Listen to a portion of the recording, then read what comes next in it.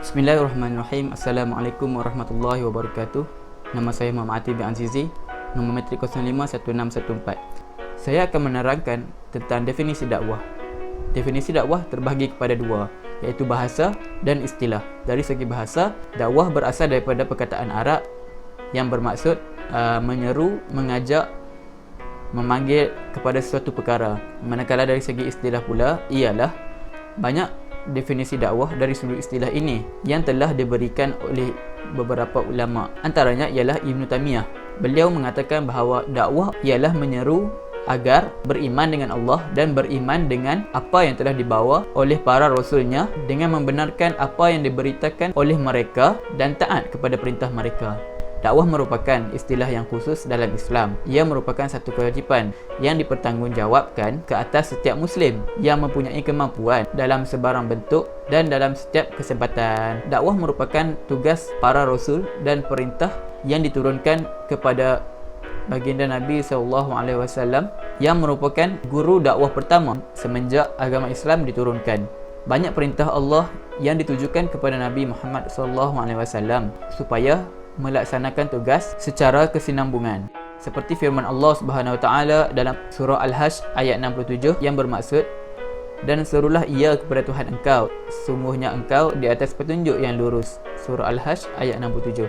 Dakwah merupakan pelaksanaan terhadap perintah Allah Subhanahu Wa Taala, iaitu menyeru manusia ke arah jalan Allah Subhanahu Wa Taala. Dakwah merupakan satu usaha untuk mengajar kebenaran kepada mereka yang lalai, membawa berita baik tentang nikmat syurga dan nikmat dunia, memberi amaran tentang balasan neraka di akhirat dan kesensaraannya. Melaksanakan tugas dakwah merupakan puncak kebaikan dan kebahagiaan, seperti mana dalam firman Allah dalam surah Fussilat ayat 33 yang bermaksud, siapakah yang lebih baik peraturannya daripada mereka yang menggunakannya untuk menyeru manusia ke jalan Allah.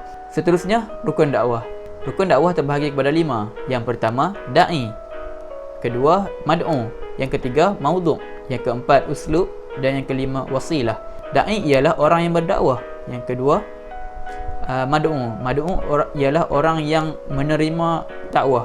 Yang ketiga, maudhu', iaitu kandungan dakwah. Yang keempat, uslub, kaedah dakwah. Yang kelima, wasilah, iaitu medium dakwah.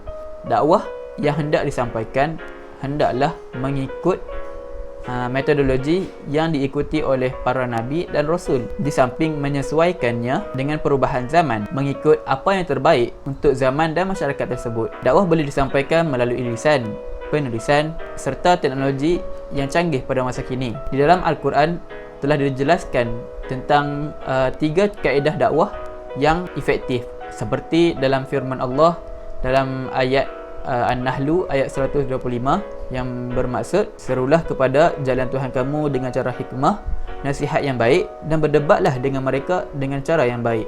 Ahli tafsir telah menghuraikan 3 kaedah tersebut. Yang pertama ialah hikmah.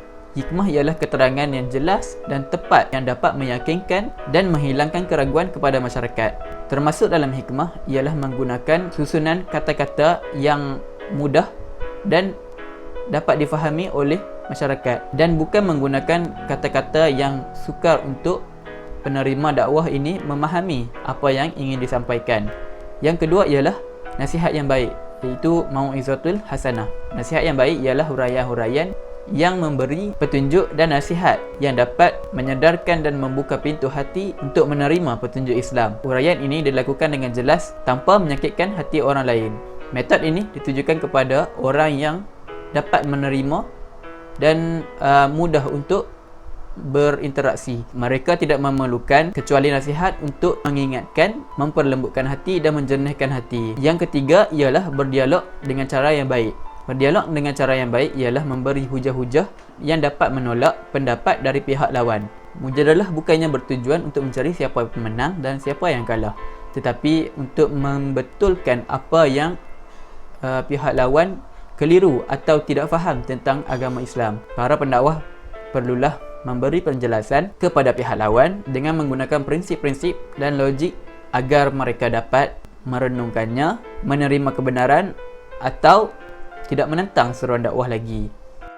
Bismillahirrahmanirrahim. Assalamualaikum warahmatullahi wabarakatuh. Nama Nama saya Daniel Zaril Khairi bil Khairi, nombor metrik 050635. Seterusnya, adakah darurat itu menghalang dakwah terus berjalan? Okey, kalau kita ambil daripada sudut konteks isu semasa yang berlaku dekat negara kita, iaitu kemunculan wabak coronavirus ataupun dikenali sebagai COVID-19 yang tersebar ke seluruh dunia, dan Malaysia adalah salah satu negara yang terjejas, iaitu daripada sudut ekonomi, pelancongan dan sebagainya. Maka antara salah satu sektor yang terjejas ketika wabak COVID-19 ini berlangsung, itu antaranya ialah sektor agama, iaitu kegiatan agama pada sudut dakwah dan sebagainya. Iaitu kalau kita dapat tengok pada peringkat awal ketika Malaysia melaksanakan Perintah Kawalan Pergerakan, masjid-masjid ditutup, juga surau, dan semua aktiviti yang melibatkan himpunan, iaitu macam contoh kita pergi ke majlis ceramah agama, kelas talaki dan sebagainya, kesemuanya diarahkan berhenti buat seketika waktu sehingga wabak ini telah reda. Jadi nak kata kat sini, pada peringkat awal seolah-olah kita tiada kebebasan untuk terus melaksanakan dakwah, dan ada segelintir pihak yang mengatakan kenapa perlu tutup masjid, sedangkan kita bukan perlu takut pada wabak, tapi kita perlu takut pada Allah sahaja. Dan ini sebenarnya pandangan orang-orang yang tidak mengaji, itu yang tidak mengaji lebih dalam, iaitu mengatakan bahawa kita ni hanya bergantung pada Allah saja, kesembuhan itu daripada Allah, perlindungan itu daripada Allah, tapi kita tak perlu nak ikhtiar. Itu bukan satu pegangan yang patutlah kita teruskan dan percaya. Okey, jadi sama balik kepada topik asal, iaitu adakah darurat itu menghalang dakwah terus berjalan? Jadi secara pemahaman saya dan pandangan saya, itu darurat itu tidak menghalang pun dakwah untuk terus berjalan. Tambah-tambah lagi pada era masa kini, iaitu teknologi berkembang, media masa punya platform sangatlah luas, iaitu daripada FB, Twitter, YouTube dan sebagainya. Jadi macam kalau kita dapat tengok para pendakwah yang sentiasa aktif menggunakan platform FB, Twitter, YouTube dan sebagainya, diorang masih dapat meneruskan dakwah, masih dapat meneruskan itu perkongsian ilmu, tetapi secara online, bukan secara bersemuka.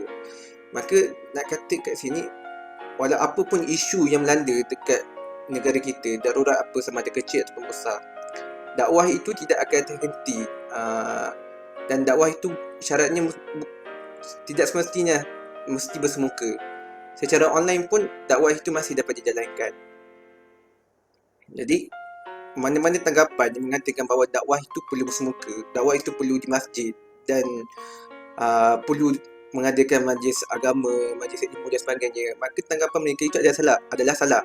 Kerana Islam bukannya agama yang jumud, yang tidak meraihkan kemodenan teknologi, kemodenan perhubungan, di mana kemodenan kecanggihan teknologi yang ada pada sekarang dimanfaatkan oleh para pendakwah supaya dakwah mereka tu lebih cepat tersebar, lebih luas sasaran yang mereka boleh sasarkan dan sebagainya. Jadi darurat itu bukanlah penghalang untuk dakwah itu terus berjalan, dan apa-apa bencana, fenomena dan sebagainya, dakwah itu masih terus berjalan. Mungkin cara dia berbeza, mungkin keadaan dia berbeza, tapi selagi yang dipaparkan itu adalah ajaran Islam yang diambil daripada Al-Quran dan Sunnah dan para salafus soleh, maka itulah dakwah.